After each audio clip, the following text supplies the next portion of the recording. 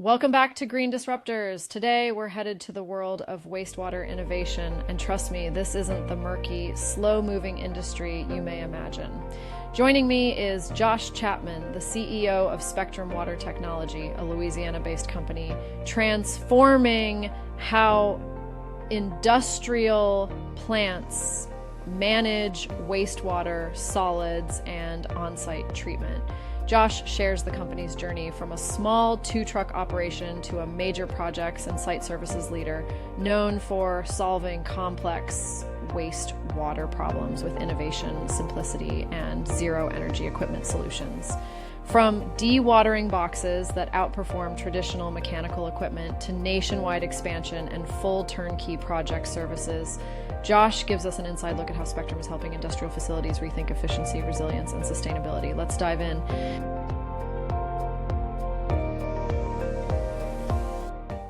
Hi, Josh. Thanks for joining us on Green Disruptors today. Yeah, sure. Thanks for having me. Yeah, tell everybody where you're talking to us from. I'm out of Geismar, Louisiana, which is right outside of Baton Rouge, Louisiana, and probably minutes or so from New Orleans. Very nice. We were talking before. My brother lives in Lafayette, so I never thought I'd have a connection to Louisiana, but I do now. So kind of cool. Here I am. Anyway, so tell us, give us a little bit of your professional background, first of all. Sure. So I started with Spectrum Water, probably part-time in college, really just to help family out, and part-time while I was in the service industry and in school.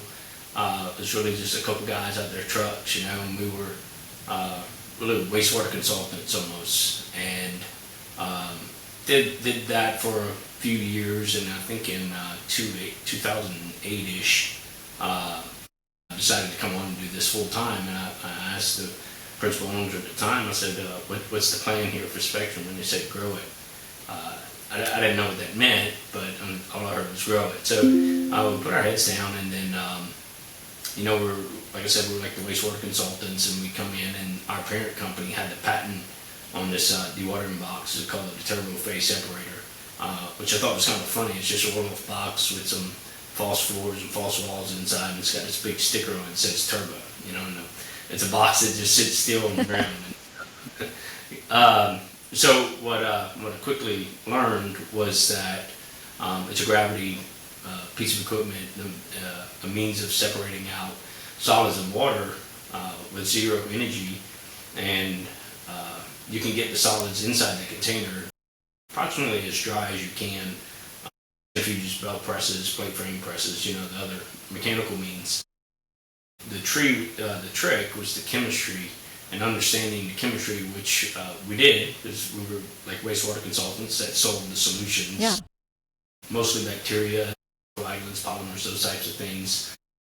And so our understanding of that, coupled with this superior dewatering box, we're able to really find a niche in the marketplace. Many times when belt presses or other mechanical pieces of equipment would go down, we would deploy one of our boxes and show the customer how to set it up with their polymer systems or whatever. Once we did, we're mostly, I forgot to mention this piece, we're mostly in the industrial space.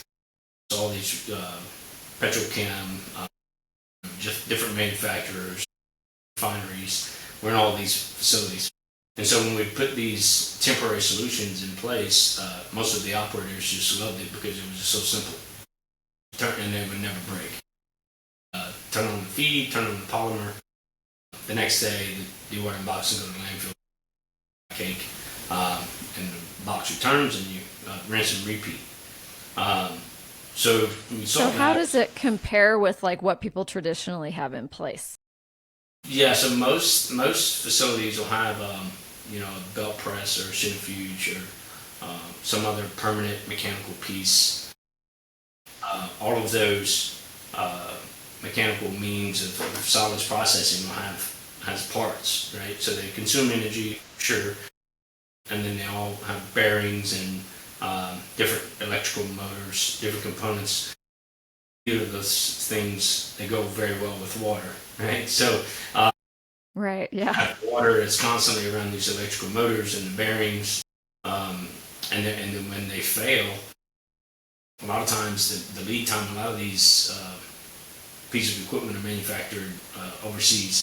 So when, just like everything else in wastewater, it doesn't get paid attention to a whole lot. And so if a piece of equipment in wastewater goes down, a lot of times they don't have the spare parts on the shelf. And so they're having to, order the parts, and it would be months and months lead time. Yeah. Often find mechanics to work on these was also a task. So performance-wise, understanding the chemistry, we're able to get the material almost as dry as these other mechanical means, with zero moving parts. So we started doing that, replacing the equipment a little bit at a time, and the background or the way we ran the business was like the bacteria folks, or the bug nerds, I often say. The understanding the bacteria, what makes them tick, they're living, breathing organisms, So it's really how we built our reputation, is coming into facilities and saying, here's your problem, here's why your bugs are sick, here's how you fix it. But when you did that, I guess as the world evolved and people couldn't Google, you didn't have to spend a ton of money on these bacteria every time you were in a little upset, and so we really taught the customers how to run their wastewater systems, and then we had to look for other opportunities to build a business. Dewatering was really something that was, it was kind of a market that was untapped. So in 2013, we ultimately bought our parent company that had the patent on these boxes. And we went from owning roughly 30 of these containers that our parent company had built to about 250 overnight. And so, the way Spectrum Equipment operated the parent companies, waited on the re-rent companies to basically pick up the phone and say, hey, we need X amount of your boxes. Or they waited for the service companies, like, hey, we need so many dewatering boxes, we're pumping stuff out of the tank. But all the service companies, all the re-rent companies, never really taught the customer how to apply the chemistry correctly, how to set it up to get the optimum performance out of the box. So after we bought Spectrum Equipment, it took approximately 2 years to basically undo that stigma that you needed a lot of boxes for a long time. And so we basically went around, mostly in the Baton Rouge area, because that's where the parent company is located, right down the road. And so went around in all the facilities and said, hey guys, instead of renting 20 boxes for 2 weeks, we want you to rent 2 of them for a few days, but we're going to show you how to use them. And so we were always that first call.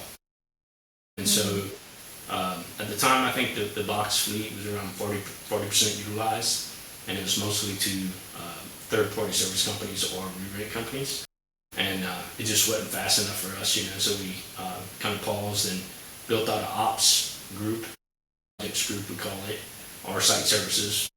We come into facilities, we pull out the tank, we add the polymer, and then we dewater the material, or we bid on the big tank cleanings. So we'll come in and clean the entire tank and use our people, our products, our polymers and such, and the equipment, the boxes, to do the job turnkey. Dredging has become a huge part of our business. Often tell people if there's 7 million ponds in the world, 8 million of them are full. And so we've used our fabrication shop. So the Spectrum Equipment Group was really just a fabrication shop that built 1 or 2 widgets. You see watering boxes, mold clarifiers and such. Anything I can draw up on a napkin to enhance the project process, draw it up on a napkin. We have an engineering department, they would engineer it, and then the shop would spit it out. And so our business really evolved after that. And currently we have probably a little over 400 boxes. They stay 70 to 90% utilized, and almost all internal. Either just on rent or our projects group is deploying and using them.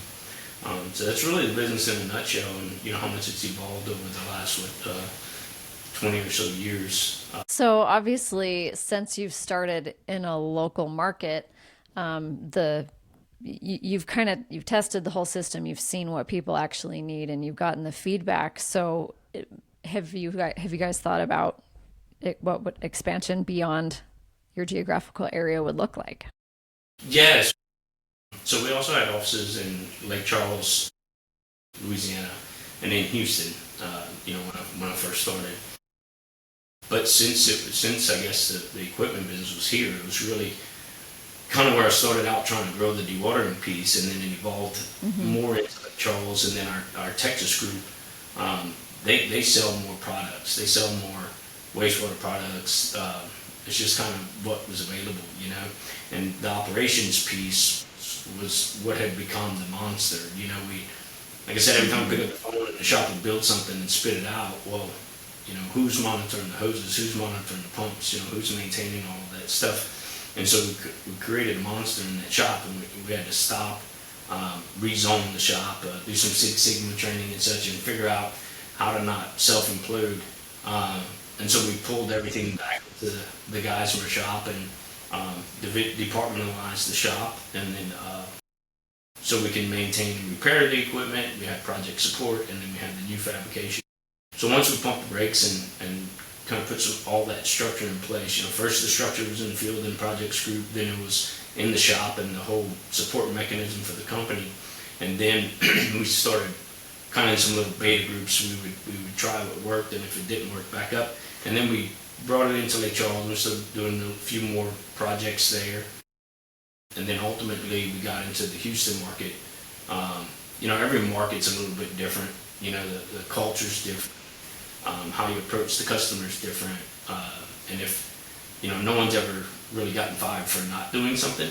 But when someone take a risk and try something new, if it doesn't work, then, people have gotten fired for that. So we have gotten into I'd say in the last 3-4 years, we've done more in the Houston market than historically. We actually purchased one of our competitors, Go 360, and so that's been last August, or right a year ago. So we're integrating the companies now. They have a little bit more of a presence in Lake Charles. And then several years ago, we made a big effort to get in the municipal market. We've got manufacturer reps across, I think, right at 40 states. So teaching those folks what we do as well. And so we've done some pretty substantial jobs around the United States. And then we're looking at starting a new yard in Houston. We actually have a couple of facilities we're trying to close on now, so that we can keep, equipment. The boxes is one thing, but hoses, manifolds, all the other little tricks that seem so simple, but we deploy them out of guys where, you're talking about trailer loads of equipment anytime you go on a job. So we go ahead and stock up those other facilities as well. So right now we'll be in these 3 locations in the Gulf South, and once we integrate AFCO and put a little more structure in place, then I think we'll look into I think we focus on the industrialized sectors, because that's where things move fast. Municipal market, it's a lot of red tape in the bids. It's very competitive. Sales cycles very, very long. So I think we focus on moving into the industrialized sectors first, or next, should I say. So you think the sales cycles and the red tape, definitely not there as much in the industrial side? Correct. It's almost like emergency response. In our world anyway, wastewater, you're back at the plant. Some turnaround and such, there are a lot of planned outages. And so that when that happens, we kind of know it's coming. We've done a few more cool things, like during plant outages or pre-commissioning. So dewatering is only one piece of the business. We've done some pretty substantial pre-commissioning work where we'll provide the water for the entire site as it's under construction. Pull out of a river stream, the water, and then provide the water for the site. And then we've done total wastewater bypasses if the equipment goes down. We're trying to run thousands of gallons a minute through a very small footprint of basically rented equipment, so you have to get pretty creative on how you do that, and you have to be all hands on deck to watch it 24/7. So yeah, we're looking to take some of those services, across the country. Yeah. I mean, I was going to ask what some of the goals are in the next year are. I guess if that's the hope is to expand some of these services in the areas, what are some of the challenges that you're facing? I guess since we are in wastewater, I guess people don't like to spend money on wastewater until it's shutting down a facility. So I would say since we're so project heavy, our goal would to be to do more site services. So we have several facilities where everyone that has water, every one of these facilities, solids precipitate out, and you have to process them to go to disposal, so that you're not paying to dispose of water, you're trucking less down the road, all that type of stuff. So we have a few facilities where we'll have a guy or several people out on the site, and we'll process the solids for the facility through our boxes. We'll handle all of the logistics, chemicals, all that type of stuff. We also have a waste division, so we'll handle the waste as well, profiling it, disposing of it. So I think the goal would be to have more of a steady line of business, which would be site services type or product sales. These projects are great, but if you may go from having 2 projects at a time, and then all of a sudden you have 15. And so then for all of these 15, and let's say each of them have, let's say 4, so you need 60 boots on the ground in these jobs, and then they all finish up. And so then now you have 60 guys that really don't have anything to do. And so we've been fortunate to where in the slow times we'll take the field techs and roll them into the shop and have them work on, so, repair that type of stuff. But you can only ride that law for so long, but so it becomes very tricky. Ultimately, these guys working the jobs, a lot of them are hourly and have families to feed. Yeah. And, so if it gets slow for too long and they're only making 40 hours a week, they're going to look for something else. So that's what's difficult to scale is kind of the wave, or the non-steady business. And kind of another catch-22. So a lot of our technical sales guys, they're not your normal sales guys. They're not just going to golf, going to dinners, going to lunches. They're doing that as well when they can. But it's very technical, so understanding the opportunity. It takes a lot to ramp up a salesperson. Yeah, and then when we get short on the field techs, the first thing those sales guys do is they deploy themselves and they'll work. They'll be dragging the hoses and running the process. And so when that happens, if you go 3 or 4 months of that, then guess what's not happening? They're not in front of the customers, and sometimes you just the see pipeline dries up. And so so it's you spend the next few months trying to build it back up, and the guys that are working in the shop, but ultimately if they all start leaving because they're looking for more hours, then the next wave comes, then you're short again. So what is the current lead gen strategy? Like, how are these salespeople getting calls? I would say mostly reputation. We've kind of built a reputation for ourselves as the folks that come in and say what they're going to do. We have a very technical, very professional projects group. So we usually leave a very good impression, and so we're usually that first call. We're not in every facility. I would think in Geismar and probably Lake Charles, more people are aware of how we operate. Whereas Houston, I think the market's much bigger, and we can only touch so much of it, and we're just now really bringing the projects group out there. So the guys they're cold calling, they're doing networking events and those types of things, but we go on to trade shows, but there's 10 good things that we're really good at. And so if cold calling, you pick up the phone and you say, hey, we're Spectrum Water, we're this bug group, and we're not interested. But they may have. And if you didn't pick the one right pain point, then they don't want to talk to you. Yeah, well, that is tricky. Yeah. Yeah, and I think cold calling's probably always been hard, but it's probably harder now than ever. I think with today's, we talked about this recent safety seminar I went to. They're expecting like a 400,000 labor shortage in the next year.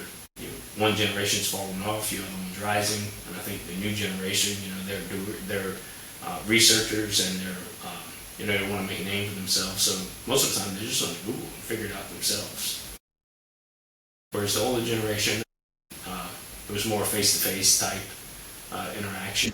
So the sales process itself is changing. Yeah, definitely. As that new generation gets in there. Yeah, and it's hard because I think really combining the strengths of both of them is probably the best way to do it because at the end of the day, it is relationship building.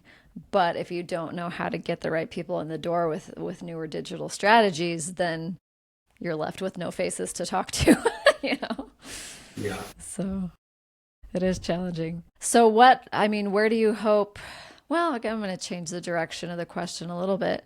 Um, is there like a main pain point that people are coming to you with, or is there like a top three? Yeah.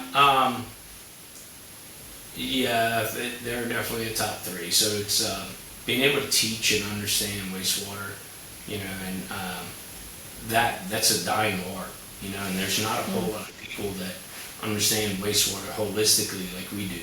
People ask who's our competitors, and man, our competitors are also our vendors, who are also our customers. It's kind of a wild market, and so I think being able to understand wastewater and speak it really puts a badge on our chest, but it's we're a pretty young group, and so I think we walk in the room, people don't expect us to have the answers, they expect somebody with a PhD behind their name to give them the Yeah. answer.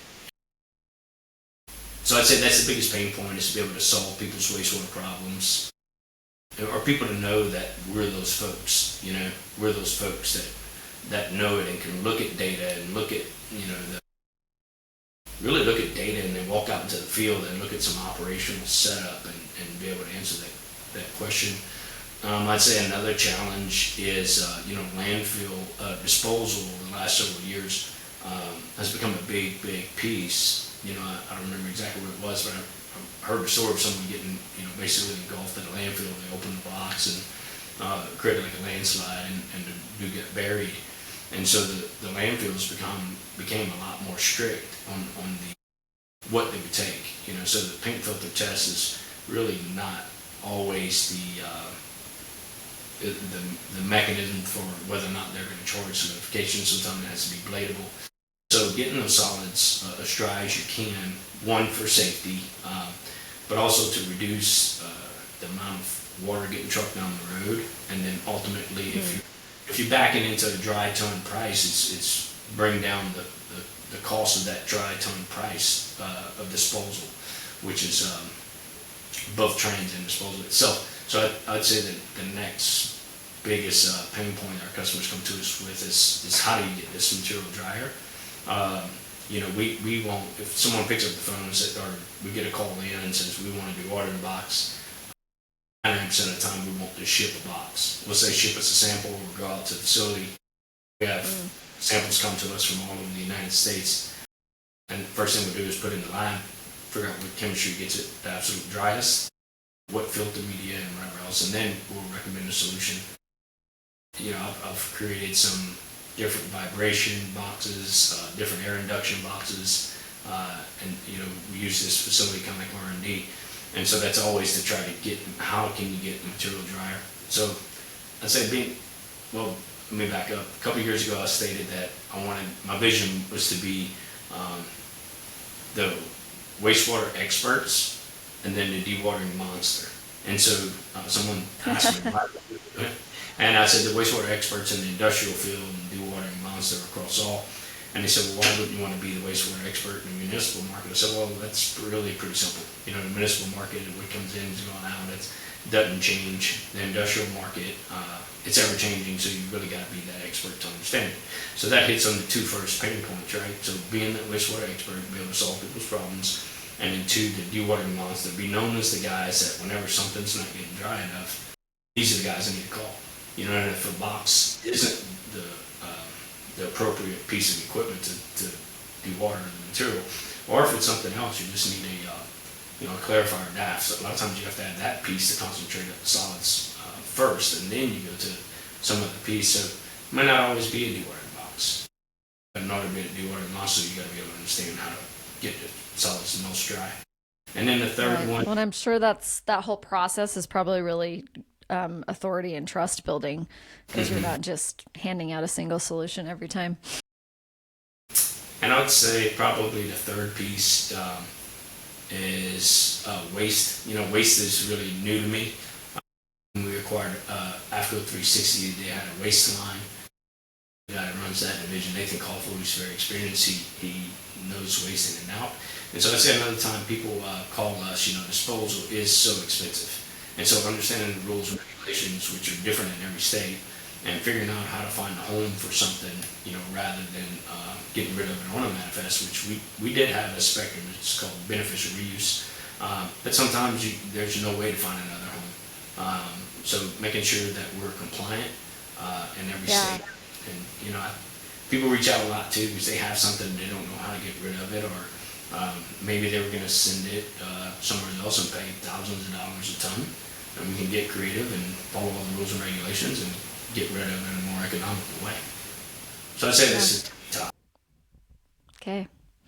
Well, thank you. This is definitely something that I knew next to nothing about, so I can definitely tell you guys are the experts, and sounds like you figured out your positioning and your strategy. So I want to wish you luck in the coming year as you continue to grow and deal with those challenges. And thank you so much for coming on. Sure. Thanks again for your time. Yeah. Well, I guess you can end. What's the best way to reach you guys if there's somebody listening that wants to learn more? Yeah, you can reach out directly to me. We just got a new website up. We just rebranded roughly 2 weeks ago. Just got a new website up. We're cleaning it up and have more content there, but people can reach out directly to me. My phone number is 337-501-1266.